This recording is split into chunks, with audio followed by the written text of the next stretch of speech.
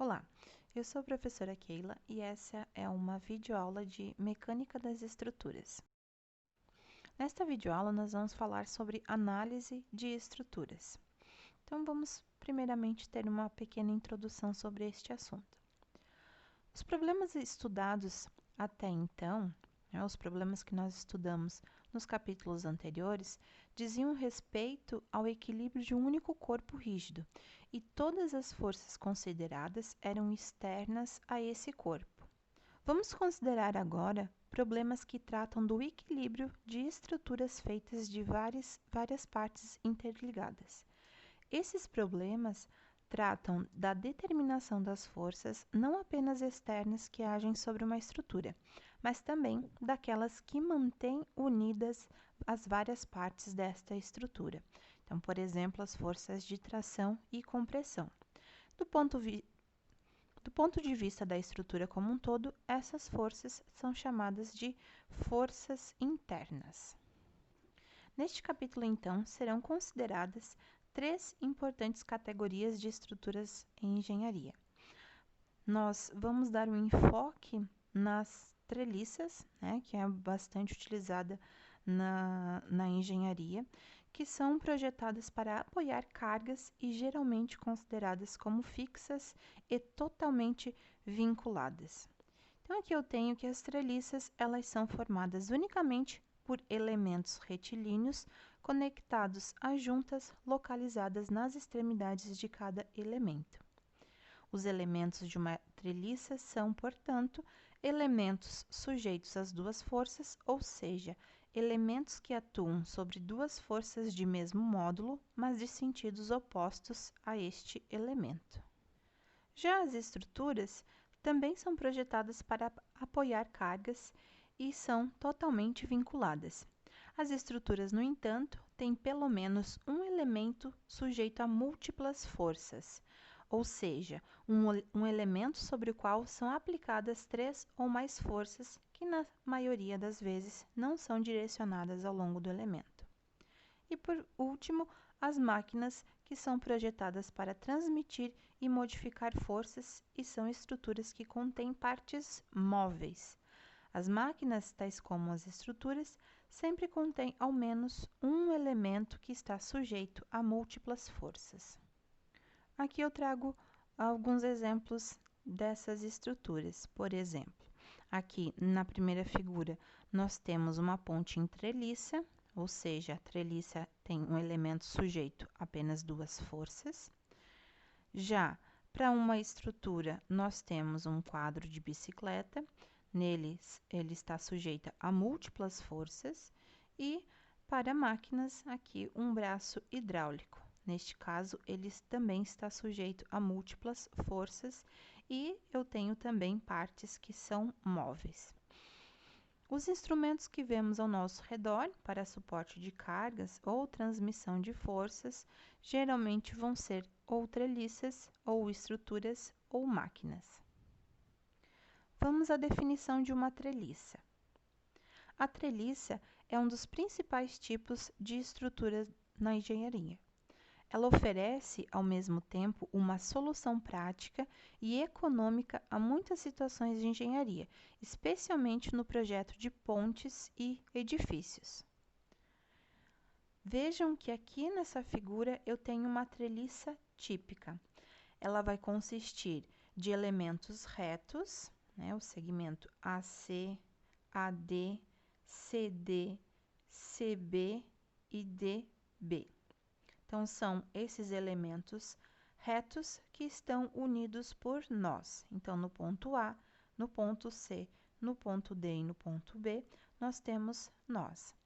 A maioria das estruturas reais é feita de várias treliças unidas para formar, assim, uma estrutura espacial. E cada treliça é projetada para sustentar cargas que atuam em seu plano, podendo ser tratada como uma estrutura bidimensional. Então, uma outra maneira de ver esta figura, nós temos aqui os segmentos retos, como eu citei anteriormente, e a carga aqui concentrada no ponto P. Em geral, Os elementos de uma treliça, eles são delgados e podem suportar uma pequena carga lateral. Todas as cargas, portanto, devem ser aplicadas aos vários nós e não aos elementos propriamente ditos. Quando uma carga concentrada é aplicada entre dois nós, ou quando uma carga distribuída é suportada pela treliça, é preciso usar elementos, como as longarinas e as vigas transversais, para transferir a carga aos nós. Aqui como está representado nesta figura. Então, eu tenho um vão e aqui seria quase como uma estrutura de uma ponte. Eu tenho as treliças, né? E se eu tenho que as cargas vão ser aplicadas entre dois nós, eu vou ter que fazer essas ligações. Então, com uma viga transversal, representado aqui na figura, ou a longarina, que está representado aqui nesta figura. Então, elas fazem o papel de transferir a carga para os pontos aqui onde eu tenho os nós. Sendo assim, cada elemento da treliça pode ser tratado como um elemento sujeito à ação de duas forças, e a treliça como um todo pode ser considerada como um grupo de pinos e elementos sujeitos à ação de duas forças. A ação das forças sobre um elemento individual pode ocorrer conforme indicado nesta figura aqui. Aqui na figura A, as forças elas tendem a dividir em pedaços esse elemento, né? Então, eu tenho uma força nesta direção e outra na direção oposta, no sentido oposto. Então, nós dizemos que, neste caso aqui, esse elemento reto, ele está sobre tração. Já nessa figura aqui, na figura B, as forças tendem a comprimir o elemento. Então, eu tenho uma força agora nesta direção, e aqui também nesta direção, no sentido de comprimir este elemento reto. Então, aqui nós vamos dizer que esse elemento está sobre compressão. Essas forças aqui são forças de compressão. Aqui nessa figura, nós temos várias treliças típicas, ou seja, eu tenho treliças que são típicas para telhados, já tenho outras treliças que são utilizadas em pontes e outras, né, que pode ser em formato aqui de estádio, uma treliça em balanço ou um basculante, tá? As treliças típicas de telhados, né, cada uma delas recebe um nome. Então, nós temos Pratt, Howell e Fink. Da mesma forma, aqui as usadas em ponte, né, adicionando Warren, Baltimore e a treliça em K. A gente pode ver os elementos aqui formando a letra K. Nós iniciaremos a análise de treliças com as treliças simples. Então, considere-se a treliça da figura A, esta treliça aqui, constituído de 4 elementos ligados por pinos, em A, em B, C e D.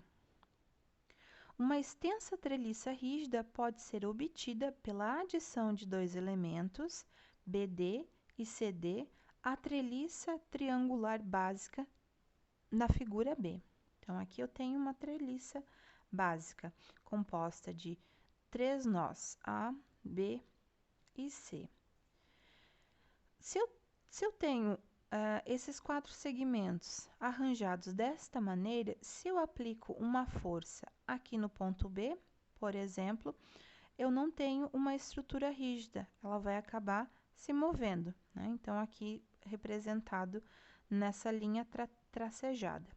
Agora, se eu adiciono essa treliça na forma triangular básica, se eu vou adicionando mais treliças, eu vou tendo um elemento, né? Eu vou tendo uma estrutura que será mais rígida, né? Então, se cada vez que adicionarmos 2 novos elementos, estes estejam ligados a diferentes nós existentes e interligado em um novo nó. Uma treliça que pode ser construída dessa maneira é chamada de treliça simples. Dito isso, nós iremos fazer a análise desta treliça aqui indicado nesta figura. Nesta figura, eu tenho uma treliça que é formada por 5 elementos retos e ela possui 4 nós. Esta treliça, ela é simples e ela é constituída de 5 elementos, né? 1, 2, 3, 4, 5 elementos retos e ela possui 4 nós. Nó A, B, C e D. Possui apoios, né? Aqui, então, eu tenho um apoio em A, em B, embora não esteja representado, mas aqui eu tenho a reação em A e a reação em B. E no ponto D, eu tenho a aplicação de uma carga P. O apoio aqui em A tem uma força de direção desconhecida, por este motivo, é representado pelas forças, pelas componentes dessa força, né, em Y e em X. E aqui no nó B, nós temos apenas uma força que é perpendicular aqui à superfície. Separando esses nós e os elementos, eu consigo identificar as forças, né? Então, por exemplo, o segmento AC está sobre forças de compressão, né? Indicados aqui pelo sentido da reta, sentido aqui do vetor força, né? No sentido de comprimir esse segmento. Da mesma forma, nós temos aqui no segmento CB, também são forças de compressão. No segmento CD, nós temos forças de tração, assim como em AD e DB.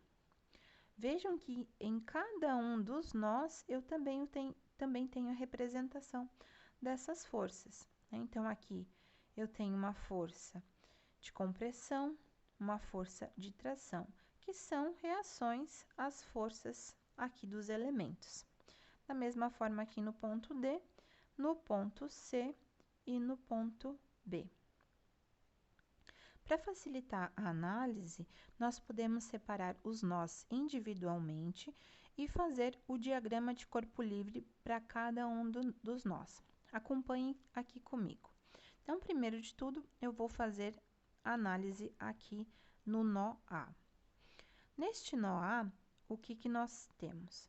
Nós temos a força AC, né? A força AC, a força AD, então, relativo ao segmento AD, e eu tenho a reação aqui nesse ponto A, tá? Aqui representado por uma força vertical.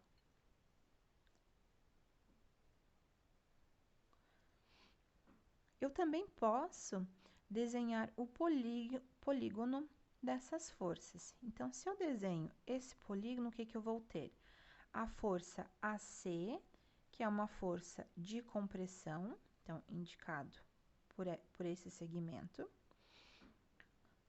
Eu tenho a força AD, que seria essa força aqui, indicada por este vetor, e a força de reação, tá? A reação no ponto A. Continuando a análise no nó D.